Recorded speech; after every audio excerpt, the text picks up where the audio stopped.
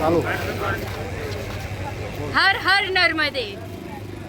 આજે અમે અહીંયા નર્મદા પરિક્રમા કરવા માટે આજે અમે આવ્યા છીએ અમદાવાદથી, પણ અમને અમારા નસીબ કે અમે બસ આ નર્મદા ભૂમિ પર આવ્યા ને અમારું દિલ પાવન થઈ ગયું છે.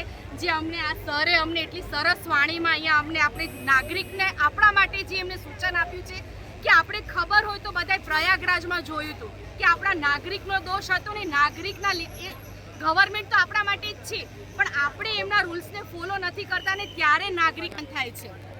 તો આપણે સૌએ આપણી આ જે ગવર્મેન્ટ જે આપણા માટે છે, આપણી આ પોલીસ છે આપણા માટે, તો આપણે સૌએ એમને સાથ સહકાર અને સમજદારીપૂર્વક આપણે ચાલવું જોઈએ એમના નિયમો પ્રમાણે, તો જ આપણો દેશ આગળ નીકળી શકશે. કેમ બીજા બધા કન્ટ્રીમાં બધા ફોલો થાય છે રૂલ્સ, કેમ આપણા ઇન્ડિયામાં રૂલ્સ ફોલો નથી થતા? કારણ કે એના માટે આપણે ખુદ નાગરિક જવાબદાર છીએ. કારણ કે ગવર્મેન્ટે તો આટલી સરસ પોલીસ આપણા માટે ઓફર કરી છે, એ એમનો ઘર પરિવાર એ બધું આટલા રાતના જાગે છે. કોના માટે જાગે છે?